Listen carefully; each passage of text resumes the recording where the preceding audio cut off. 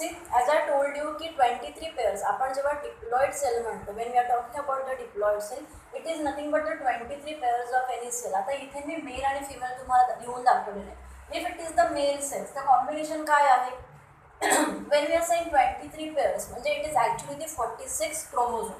आता हे जे 46 क्रोमोझोम आहे त्यांचं कॅल्क्युलेशन कसं आहे 22 प्लस एक्स एक्स वाय म्हणजे काय मेल ना तर 22 सॉरी 22 प्लस एक्स और 22 प्लस वाय हे कॉम्बिनेशन असणार if it is the male. When there is female it will be 22 plus X and 22 plus X X X is nothing but the female. आता जेव्हा मुलगी होते when there is a female child 22 plus X इथूनही X receive झाला इथूनही X receive झाला then it's the girl child. When there is y from the male part and x from the female, it will be the male child or you can say the boy. Clear? The simple calculation आहे. It is nothing but the fertilization. याचमुळे मुलगा किंवा मुलगी म्हणजे gender determination जे आहे that is completely depend on the chromosomal level. Clear?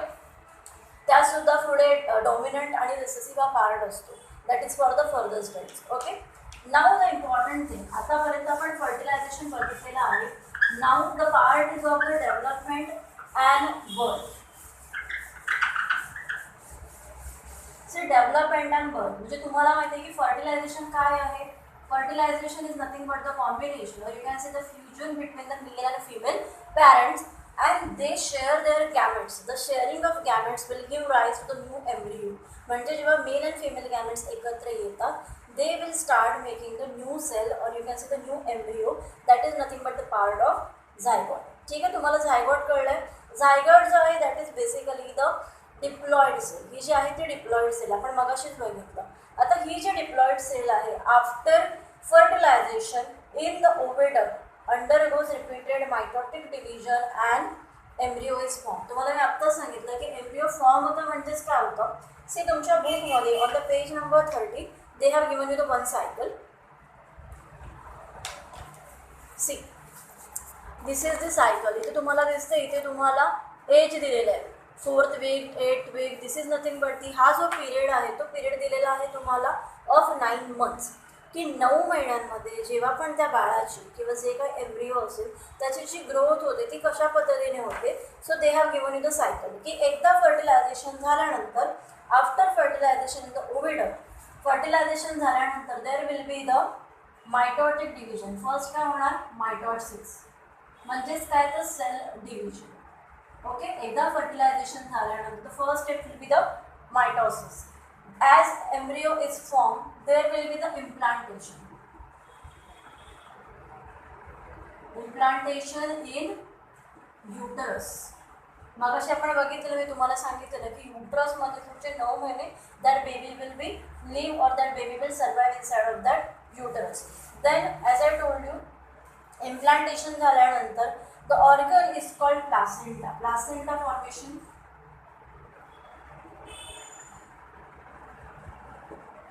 Okay. त्याच्यानंतर there will be the parturition और यू कॅन से की एक कंप्लीट मंथ झाल्यानंतर there will be the delivery. आता एक सिक्वेन्स कसे आहेत बघा. फर्स्ट सेल डिव्हिजन होते म्हणजे जसं तुम्हाला माहिती आहे की when we have the cell division. Cell division म्हणजेच काय आय राईट हिअर. आता ही 2n आहे. ही जी 2n आहे it has divided into the number of cells n n n. हे काय झालं सेल डिव्हिजन झालं. आता हे सेल डिव्हिजन का होतं it is for the organ development. म्हणजे फर्टिलायझेशन नंतर जो एम्ब्रिओ किंवा जो मास तयार झालेला आहे that mass will again undergoes the cell division to form the different organ. जेव्हा या एम्ब्रिओची पूर्ण ग्रोथ होईल किंवा जेव्हा सेल डिव्हिजन कंप्लीट होतं it reaches towards the uterus. युटरसकडे जाणार. युटरसकडे झाल्यानंतर इथे तुम्हाला दिलं बघा प्लासेंटा. तुम्ही बघितलं असेल फिमेलमध्ये ज्या म्हणजे बेबीचं वजन जेवढं असेल जेवढं बाळाचं वजन असेल तेवढंच फिमेलचं you can say the abdominal cavity has raised. म्हणजे तेवढं पोट वाढलेलं दिसतं का कारण जेवढं बाळाचं वजन आहे तेवढं त्याची ग्रोथ असते. तर प्लासेंटा काय आहे. प्लासेंटा जे आहे that is basically the temporary sac और टेम्पररी बॅग. युट्रसला जिथे बाळ जे आहे ते प्रोटेक्ट असतं जेवढं बाळाचं वजन आहे तेवढी जी बॅग आहे ती स्ट्रेच होते. टेम्पररी रिलीज होते टेम्पररी बॉडी बनवते आणि जेव्हा डिलिव्हरी होते इट गोज नॉर्मल आणि पुन्हा बॉडी आहे तशीच होऊन जाते. क्लिअर. प्लासेंटा तुमच्या बुकमध्ये तुम्हाला दिलेला नाही आहे basically, it is only for your knowledge. ठीक आहे. But placenta is a temporary sac और temporary bag which forms during the pregnancy. प्रेग्नन्सीमध्ये जसंच embryo reaches toward the uterus ही डेव्हलप होते आणि त्यानंतर rest of the 9 months the baby is protected inside of that uterus along with the placenta. Placenta सोबतच ते मूल तिकडे राहणार. and as the delivery comes the baby will be delivered outside of the body. शरीराच्या बाहेर ते deliver होणार आणि त्यानंतर the placenta gets vanish or you can say that it goes as it is. जे बॉडीप्रमाणेच होऊन जातं and then the body gets its normal shape. Clear. यालाच आपण म्हणतो डेव्हलपमेंट अँड बर्थ. हा जो टॉपिक आहे it is related with the pregnancy. तुम्ही बघू शकता इथे तुम्हाला दिलेलं आहे फ्रॉम द 4th वीकपासून टिल दी 36 वीक. 36 वीक्स म्हणजेच बघा एका मंथमध्ये we have the 4 weeks right. So 9 × 4 4 × 9 किती झाले 36 वीक्स राईट. सिम्पल कॅल्क्युलेशन आहे. आता हे जे कॅल्क्युलेशन आहे त्याच्यामध्ये तुम्हाला लक्षात घ्यायचं आहे की प्रेग्नेन्सी जी आहे ती 9 महिन्याचा पिरियड आहे आणि प्रत्येक पिरियडमध्ये प्रत्येक मंथमध्ये देर इज अ डेव्हलपमेंट. ही जी डेव्हलपमेंट आहे तुम्हाला इथे बुकमध्ये दिसते बघा. The very minor embryo, then little 12 वीकमध्ये बघा 4, 8, 12, 16 अँड सो ऑन. बघा मग लास्ट जे आहे 36 वीक्स म्हणजे from the single minor 5 centimetre to 50 centimetre जशी ग्रोथ होत राहते इन ईच मंथ. ती जी ग्रोथ आहे that is nothing but the development and birth. Clear. तुमच्या बुकमध्ये दिलेलं आहे. तुम्हाला आता फक्त बेसिक आहे त्यामुळे तुम्हाला त्याच्यावरतीच फोकस करायचं आहे. जे बुकमध्ये दिलेलं आहे try to prepare as it is. Clear. It's very simple. Now the next topic we have that is menstruation आहे. मेन्स्ट्रुएशन हा पार्ट तुम्हाला माहिती आहे की मुलींना स्पेशली माहिती असतं कारण it is related with the female. पण मुलांनाही माहिती असलं पाहिजे कारण फिमेल्समध्ये there are the changes as the females are going to be the future mother. मुली ज्या आहेत त्या पुढे जाऊन आई होणार असतात तसं मुलगे जे आहेत किंवा बॉयज जे असतात ते सुद्धा going to be the father. So they should know what is menstruation. मुलांनी बघितलं असेल की घरामधले काही दिवस जे असतात the females are not going in the किचनमध्ये जात नाहीत किंवा देवपूजेला हात लावत नाहीत. हे का आहे कारण आपल्याकडे एक काय म्हणू शकतो की एक सिस्टीम आहे, ट्रॅडिशन आहे आपलं की आपण पिरियड्स जेव्हा येतात तेव्हा या गोष्टींपासून फिमेलला लाभ होतो. क्लिअर. आता पिरियड्स म्हणजेच काय आपण मगाशी बघितलं की it is basically for the pregnancy purpose. Menstruation जे आहे it is basically for the egg formation and removal of the unfertile eggs. तुमच्या बुकमध्ये तुम्हाला दिलेलं आहे. As I told you it started with the age of the 12. Puberty जे आहे that start at the age of 12. Period जो आहे मेन्स्ट्रुएशनचा it is 28 to 30 days because in each month we have this cycle. Okay. This cycle is called the menstruation. There are the 4 hormones that you have to study for it. इथे 4 हार्मोन्सची नावं आहेत जी तुमची पाठ असली पाहिजे आणि ही जी हार्मोन्सची नावं आहेत as I told you or I told every times or Wien ever I tell about this thing की कधी जर सायन्सचं प्लॅनिंग असेल तर इट इज मस्ट की तुम्हाला हे माहिती पाहिजे because it's very very basic. कारण हे जर तुम्हाला माहिती असेल तर you can study biology easily. Okay. FSH, LH, oestrogen and progesterone. Okay. These are the 4 hormones. यापैकीची वरतीची 2 नावं लिहिलेली आहेत. It is basically for the menses. Menses म्हणजेच मेन्स्ट्रुएशन. आणि खाली जी 2 नावं दिलेली आहेत that is related with the pregnancy. Now there is a combination. जेव्हा ही इस्ट्रोजन काम करतं तेव्हा प्रोजेस्टेरॉन काम करत नाही. They work opposite of each other. म्हणजेच तुम्ही पाहिलं असेल किंवा ऐकलं असेल आणि इफ यू डोंट नो तरी तुम्हाला माहिती पाहिजे की एखाद्या लेडीमध्ये जेव्हा प्रेग्नन्सी क्लिअर होते किंवा प्रेग्नन्सी कन्फर्म होते तेव्हा तिचं मेन्स्ट्रुएशन थांबतं. तिचे जे मेन्सेस आहेत त्या थांबतात because these 2 hormones are not working together. आपल्या बुकमध्ये जे आपल्याला दिलेलं आहे ते आपण बघायचंच आहे पण हे तुम्हाला बेसिक नॉलेज माहिती असेल. म्हणून पिरियड्स जेव्हा प्रेग्नन्सी येते तेव्हा हे हॉर्मोन जे आहे ते इनॅक्टिव्ह आहे and that is why there is no such menstruation during the pregnancy. Okay. That is the one thing. One of the several follicles in the ovary starts to develop along with the oocyte under it. जे मगाशी मी सांगितलं मेन्स्ट्रुएशनचा main purpose आहे egg formation. Egg formation जे वयाच्या 12व्या वर्षी rather आपल्या जन्माच्या आधीच हे स्टार्ट झालेलं असतं. म्हणजे एक इंटरेस्टिंग फॅक्ट असं आहे की जेव्हा मुलगी होणार असेल, म्हणजे if you are your mother is pregnant at your birth and if the 6 month is there, म्हणजे तुमचा जन्माच्या वेळेला जर तुमच्या आईचा 6वा महिना चालू असेल and if she is bearing the female child, तर ते जे ओव्हरीज आहेत त्या फिमेलकडून तेव्हाच पास केले जातात. म्हणजे तुम्ही मुलगी म्हणून जन्माला येण्याआधीच तुम्ही फ्युचर मदर आहात याची प्रोव्हिजन आपल्या नेचरने करून ठेवलेली आहे. Clear? So that is the different part. आता तुम्हाला सांगितलं की एग सेल फॉर्म होतं. एंडोमेट्रियम, आता एंडोमेट्रियम म्हणजे तुम्हाला मगाशी आपण बघितलं नव्हता. Suppose this is if your uterus, हे युटरस आहे तुमचा, आपण मगाशी बघितलेलं. आणि या ज्या लायनिंग्स आहेत, या ज्या लायनिंग्स आहेत this are called endometrium. It is the protection for the uterus. Suppose this is your uterus आणि हे प्रोटेक्शन आहे.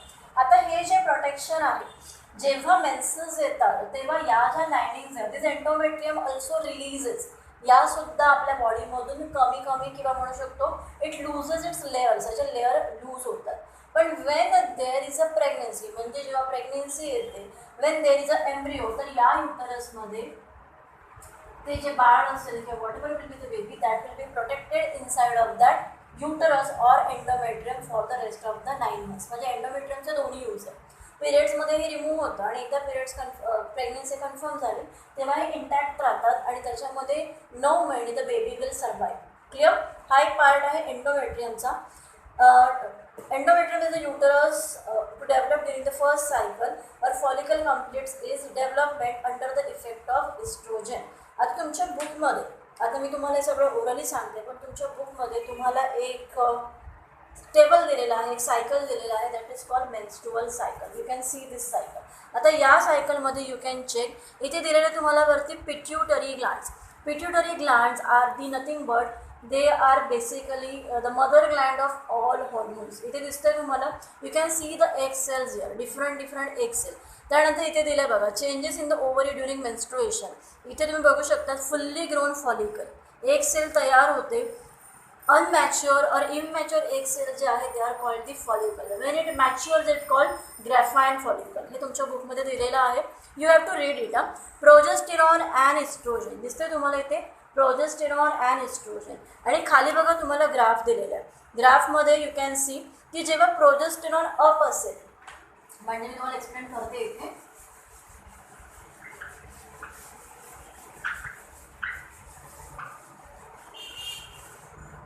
सी LH, FSH, एस्ट्रोजन आणि progesterone, this are the 4 hormones. आपण जर ग्राफ वाईज घेतलं तर when LH is high, FSH is low. When estrogen is up, progesterone will low. Again when progesterone is up, estrogen will low. कारण हे दोन hormones जे आहेत ते एकत्र काम करत नाही. क्लिअर? त्यासाठी तुमच्या बुकमध्ये तुम्हाला त्यांनी सायकल दाखवले बघा की त्याच्या ज्या वॉल्स आहेत त्या कशा पद्धतीने काम करतात. आणि इथे बघा एस्ट्रोजन जे आहे फुल ग्रोन सायकलमधून सर्टन एग्स इथे दिसतात ते रिमूव्ह होताना दिसतात. That is nothing but the menstruation, की पूर्ण एग सेल फॉर्म झाली, त्यातले काही जे सेल्स आहेत which are not useful that will be remove from the body. That is called the menstruation basically. हा जो पार्ट आहे. त्यानंतर हॉर्मोन्सचं तुम्हाला नावं दिलेली आहेत, ते हॉर्मोन्स तुम्हाला पार्ट करायचे आहेत. Remaining tissue of the birth follicle forms a corpus luteum. Corpus luteum जी आहे ती वॉल आहे which protects the inner lining of endometrium. Corpus luteum starts to secrete progesterone. Progesterone जे आहे ते स्टार्ट करण्यासाठी किंवा ती जिथून स्टार्ट होतं ती जी वॉल आहे, तो जो लेअर आहे त्याला म्हणतात corpus luteum. Okay. Endometrial glands secrete their secretion under the effect of progesterone. Such endometrium is ready to implantation of the embryo. जे मगाशी मी सांगितलं तुम्हाला की जेव्हा प्रोजेस्टेरॉन जे आहे ते अप असेल, म्हणजेच इथे प्रेग्नेन्सी आलेली असेल आणि तेव्हा हे जे इस्ट्रोजन आहे ते डाऊन जाणार, तेव्हा त्याचं काम रिव्हर्स होतं. क्लिअर? तुम्हाला एवढंच लक्षात ठेवायचं आहे की इस्ट्रोजन आणि प्रोजेस्टेरॉन नेव्हर वर्क टुगेदर, कधीही एकत्र काम करत नाही. If the oocyte is not fertilized within the 24 hours, corpus luteum becomes inactive and transformed into corpus albicans. Luteum is the protein wall. जेव्हा ते प्रोटीन रिड्यूस होतं आणि तेव्हा ते नॉर्मल वॉल बनवणार त्याला म्हणतात corpus albicans. Secretion of estrogen and progesterone are stops immediately. Endometrium starts to degenerate. See, it is all we have discussed already. तुम्हाला मगाशीच सांगितलं की हे basically it is related with this 2 hormones. Corpus luteum, corpus albicans is are basically the walls of our egg cell. जे आतमध्ये जी egg sale असते ती जर इंटॅक्ट असेल, जर हेवी लेअर असेल, थिक असेल, तर it is called corpus luteum. After menstruation जेव्हा ते रिलीज होतं तेव्हा त्याच्या वॉल आहेत त्या दॅट वॉज थिन, आणि थिन झाल्याने त्याला म्हणतात corpus albicans. Basically it is all the role of these 4 hormones. Clear? FSH and estrogen. Follicle stimulating hormone. It is basically for the egg stimulation. जे एग सेल बनतात त्यांना stimulate करण्यासाठी, त्यांच्या ग्रोथसाठी FSH and estrogen works. Whereas progesterone and luteinizing hormone हे जे 2 hormone आहेत that works for the pregnancy. तुम्हाला हे 4 हार्मोन 28 डेजचं सायकल कसं काम करतात ते, अँड हाऊ द वॉल म्हणजे अप डाऊन कसे होतात, that is all about the menstruation. Clear? Unless the oocyte is fertilized and embryo is implanted, the process is repeated every month. जोपर्यंत सुपर ॲक्टिव्ह सेल जे मगाशी सांगितलं मी ते तयार होत नाही तोपर्यंत बॉडीमधून हे MCs येणं किंवा मेन्स्ट्रुएशन स्टार्ट्स दिसतात. जेव्हा सुपर ॲक्टिव्ह सेल येतील and they will start making the embryo formation, it is called the pregnancy. Clear? तुमच्या बुकमध्ये हे दिलेलं आहे. Severe weakness is felt due to heavy bleeding. तुम्हाला माहितीच आहे की ब्लिडिंग होतं for that rest of the 5 days, आणि त्याच्यामध्ये जे अनफर्टाईल आणि ब्रेस्ट सेल असतात दॅट गोज रिमूव्ह. त्याला आपण म्हणतो menstrual cycle. It's very very important. Being a girl तुम्हाला मुलींना बेसिकली माहिती पाहिजे की what goes inside of your body. Clear? So that is all about the menstruation and development of birth. In the next topic will see the reproduction and the modern technology. Okay? या टॉपिकमध्ये काही doubts असतील तर you can ask me personally, कारण हा topic थोडा समजायला वेळ लागतो. त्यामुळे व्हिडिओ जो आहे तो शांतपणे बघा. कोणत्या फेजनंतर कोणती फेज येते हे तुम्हाला माहिती पाहिजे. So watch it very peacefully, शांतपणे समजून घ्या. जिथे डाऊट असेल तिथे पॉज करून रिपीट बघा. ओके?